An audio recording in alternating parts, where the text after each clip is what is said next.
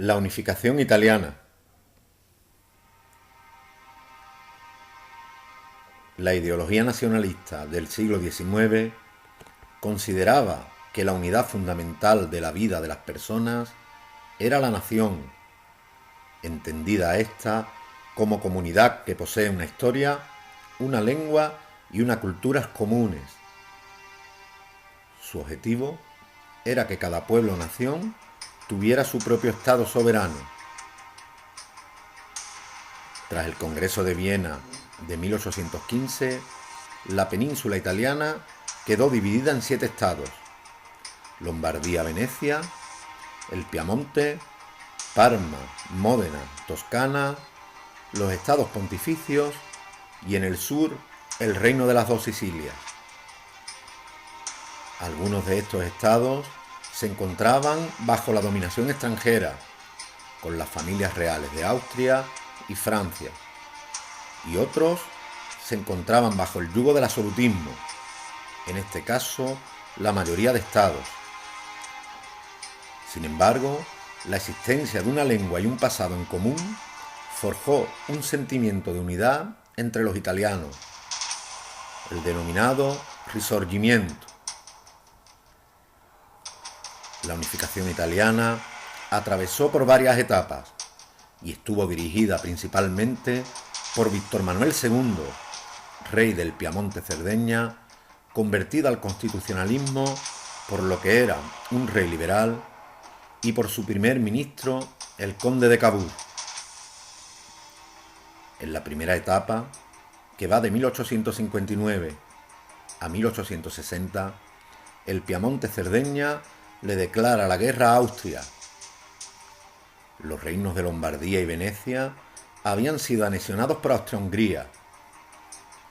Víctor Manuel II y Cavour solicitan ayuda a la Francia de Napoleón III, que también tenía intereses en la zona, concretamente en Niza y Saboya. La coalición de franceses y piemonteses venció a las tropas austriacas en las batallas de Magenta y Solferino.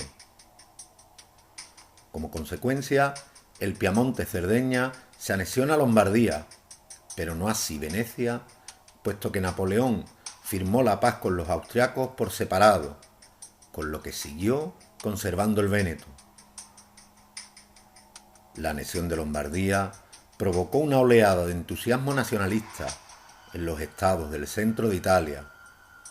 Parma, Módena y Toscana votan la anexión al Piamonte y expulsan a sus soberanos. En la siguiente etapa, concretamente en el sur de Italia, entra en escena Garibaldi, una de las figuras más eminentes del nacionalismo italiano. Al frente de un ejército de unos 1000 voluntarios con camisas rojas, los denominados 1000 camisas rojas, toma el reino de las Dos Sicilias, al conquistar primero Palermo y posteriormente Nápoles. Ello supuso además el final del reinado de los Borbones en Italia. El ejército piamontés, al mando de Víctor Manuel II, conquistó los estados pontificios, excepto Roma, y marchó al encuentro de Garibaldi. Este reconoce a Víctor Manuel II rey de Italia, con lo que se produce la anexión de las Dos Sicilias.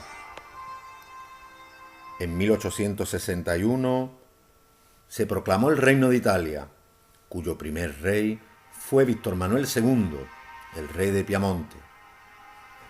En 1866, aprovechando la guerra entre Austria y Prusia, el Reino de Italia se alió con este último.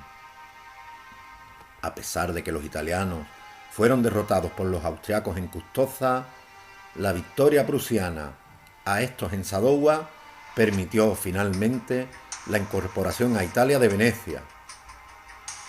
Por último, Roma, que estaba protegida por una guarnición francesa, fue tomada tras el inicio de la guerra franco-prusiana, que provocó la retirada del ejército francés de la ciudad papal. Con la anexión de Roma, que se convirtió en la capital de Italia, se completó la unificación en 1871 El Papa Pío IX, por su parte, quedó confinado en el Vaticano. El proceso de unificación italiano es difícilmente entendible sin la existencia de personajes tan destacados como Garibaldi, Víctor Manuel II o Cavour. Por otro lado, el sentimiento nacionalista de los pueblos italianos fue el gran motor que permitió lograr esta gesta.